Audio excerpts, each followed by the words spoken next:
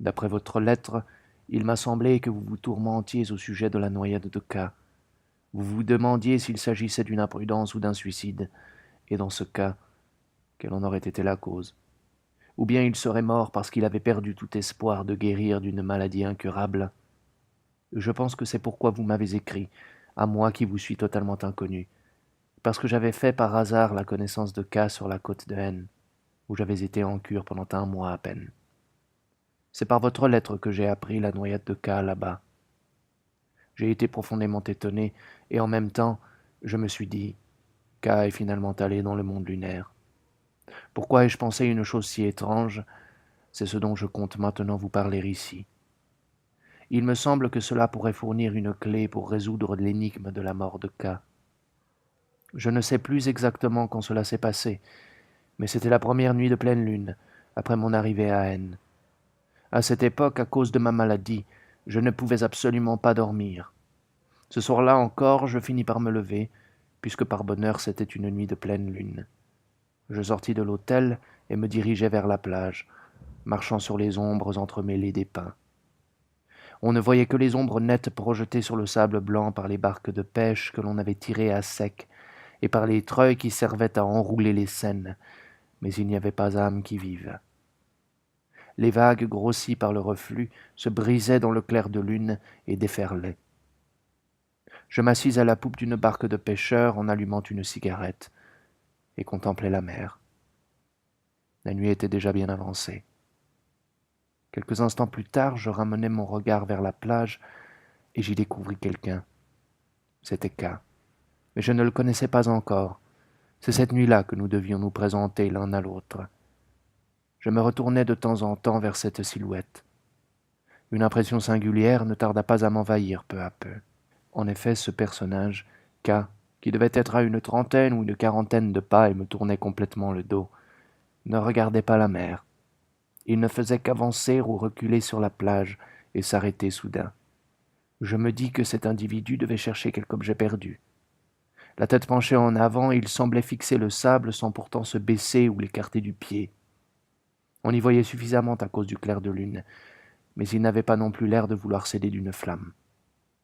Je regardais la mer, mais par moments mon attention se portait sur ce personnage.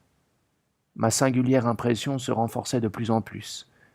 Finalement, comme par bonheur, il me tournait complètement le dos, ignorant tout à fait ma présence, j'en profitai pour le fixer. Un frisson étrange me traversa. Il me paraissait ensorcelé par quelque chose. Je me tournai à nouveau vers la mer et me mis à siffler. Au début, je le fis sans y penser, puis, après m'être dit que cela pourrait avoir quelque effet sur lui, je le fis consciemment. Je sifflai d'abord au bord de la mer. Vous savez sans doute que c'est un poème de Heine mis en musique par Schubert. C'est un de mes airs préférés. Puis ce fut le Doppelgänger, toujours sur un poème de Heine. Cela signifie bien le double, n'est-ce pas? C'est aussi un des chants que j'aime. Tout en sifflant, je retrouvais mon calme. Je me dis qu'après tout, il s'agissait d'un objet perdu. Comment expliquer autrement cet étrange comportement? Il me vint alors une idée. Puisqu'il ne fumait pas, cet homme n'avait pas d'allumette. Moi j'en avais. En tout cas, il devait chercher quelque chose de très important. Je pris mes allumettes. Puis je commençai à marcher vers la silhouette. Mon sifflement n'avait eu aucun effet. Elle continuait toujours à avancer, reculer et s'arrêter. Elle ne semblait pas non plus avoir remarqué le bruit de mes pas qui se rapprochaient. Soudain je restai interdit. Cet homme marchait sur son ombre. S'il s'était agi d'un objet perdu, il aurait dû le chercher tourné de mon côté, son ombre dans le dos. Légèrement éloigné de son apogée, la lune projetait sur le sable où je marchais une ombre d'une trentaine de centimètres. Je me dis qu'il y avait certainement quelque chose, et je m'avançai délibérément vers cette silhouette. Puis, à 4 ou 5 mètres, je l'interpellai d'une voix assez forte. « Avez-vous perdu quelque chose ?» Je montrai mes allumettes. J'avais l'intention d'ajouter « Si vous avez perdu quelque chose, voici des allumettes. » En fait, j'avais compris qu'il ne s'agissait sans doute pas d'un objet perdu, et ces paroles n'étaient pour moi qu'un prétexte. Dès mes premiers mots, l'homme s'était retourné vers moi. Un fantôme sans visage, pensai-je quasi inconsciemment, et ce fut un instant vraiment effrayant. La lumière de la lune glissa sur son grand nez. J'aperçus ses pupilles profondes. Son visage changea alors et prit une expression gênée. « Ce n'est rien, dit-il d'une voix sereine. Puis un sourire erra sur ses lèvres. C'est à partir de cet étrange incident que nous commençâmes à nous parler, K et moi, et que notre relation devint intime dès cette nuit-là. Au bout d'un moment, nous revînmes à l'arrière de la barque sur laquelle je m'étais assis. Je lui demandai « Mais que faisiez-vous donc réellement ?» C'est ainsi que K commença à se confier par bribes. Pourtant, au début, il semblait marquer quelque hésitation. Il dit qu'il regardait son ombre. Il ajouta que c'était comme l'opium. L'idée doit vous paraître aussi saugrenue qu'elle me parut à moi-même. Devant la mer où resplendissaient les noctiluques, K m'en donna peu à peu la singulière raison. « Il n'y a rien d'aussi mystérieux que l'ombre, » me dit-il. « Vous en ferez certainement l'expérience si vous essayez. Lorsqu'on regarde fixement son ombre, un être humain y apparaît peu à peu. Il s'agit bien entendu d'une image de soi. Cela ne marche pas avec l'électricité. C'est la lumière de la lune qui convient le mieux. Je ne pourrais dire pourquoi, mais c'est ce que j'ai appris par mon expérience. Peut-être n'en est-il ainsi que pour moi. C'est objectivement le meilleur moyen, mais pour quelle raison? Je pense que c'est quelque chose de trop profond. Comment une simple intelligence humaine pourrait-elle le saisir? C'était là sa façon de s'exprimer. K se fiait avant tout à son sentiment personnel, sans chercher à en percer la mystérieuse origine. En fait, on a bien l'impression, lorsqu'on fixe son ombre à la lumière de la lune, d'y sentir la présence d'un être vivant. Les rayons de la lune étant parallèles, l'ombre qu'il projette sur le sable reproduit exactement notre silhouette. C'est évident. Cette ombre doit être courte, 30 à 40 centimètres. C'est la bonne longueur, à mon avis. L'esprit se concentre mieux quand on est immobile, mais il est préférable que l'ombre oscille légèrement. C'est pourquoi j'avançais, revenais et m'arrêtais. Faites trembler votre ombre, comme le grainetier qui trie les haricots rouges en les secouant sur un plateau. Si vous la regardez fixement, vous y verrez bientôt apparaître votre propre image. Oui, c'est cela. On dépasse le niveau de l'impression d'une présence pour entrer dans le domaine d'une chose visible, précisa K. Il ajouta « N'étiez-vous pas en train de siffler le doppelganger de Schubert tout à l'heure » ? « Oui, répondis-je, c'est bien cela. » Je me dis qu'il avait donc entendu. K reprit « L'ombre et le doppelganger. Tous deux me hantent, les nuits de pleine lune. Quand je vois cela, il me semble que ce n'est pas de ce monde. Une fois accoutumé à cette impression, j'en viens à penser que celui de la réalité ne me convient plus du tout. C'est pourquoi le jour m'est ennui, comme pour le fumeur d'opium. Je vois apparaître ma propre image, mais l'étrange ce n'est pas seulement cela. À mesure que cette image se forme, le moi de l'ombre commence à acquérir sa propre personnalité, tandis que ce moi-ci sent qu'il s'éloigne de plus en plus. À un certain moment, il s'élève tout droit tourné vers la lune. C'est une impression, je ne saurais dire de quoi il s'agit. Appelons cela l'âme si vous voulez. Elle suit en sens inverse les rayons de lumière envoyés par la lune et monte au ciel avec un sentiment inexprimable. Les prunelles de K ne quittaient pas les miennes en disant ces mots, et sa tension semblait extrême. Puis comme il songeait à quelque chose, il se détendit en souriant. Il y a un passage dans lequel Cyrano énumère les moyens d'aller dans la lune, n'est-ce pas? Celui-ci en est encore un autre. Mais, comme dit le poème de Jules Laforgue, que c'est triste, tant d'Icare viennent, et ils tombent. Moi aussi j'ai beau faire, je retombe, fit K, et il se mit à rire. À partir de la nuit de cette étrange première rencontre, nous nous rendîmes visite ou fîmes une promenade ensemble chaque jour. À mesure que la lune décroissait, K cessa d'aller au bord de la mer si tard dans la nuit. Un matin, j'étais debout sur la plage pour regarder le lever du soleil, quand K, qui avait dû se réveiller tôt lui aussi, arriva. Juste à l'instant où nous vîmes un bateau à rames pénétrer dans le reflet de la lumière, il me demanda soudain à son tour « Ce bateau à contre-jour, n'est-ce pas très exactement une ombre chinoise ?»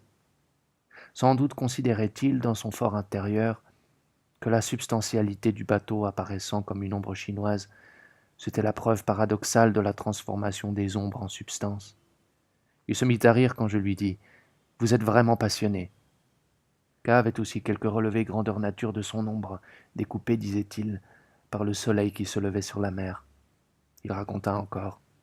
À l'internat, au lycée, il y avait dans une chambre un beau garçon dont je ne sais qui avait dessiné la silhouette, projetée sur le mur par la lumière électrique, alors qu'il était tourné vers sa table de travail. On l'avait barbouillé à l'encre de Chine. C'était vraiment très vivant, et j'allais souvent dans cette pièce. K parlait même de choses de ce genre. Je ne demandais pas d'éclaircissement, et pourtant, ce fut peut-être bien là le commencement.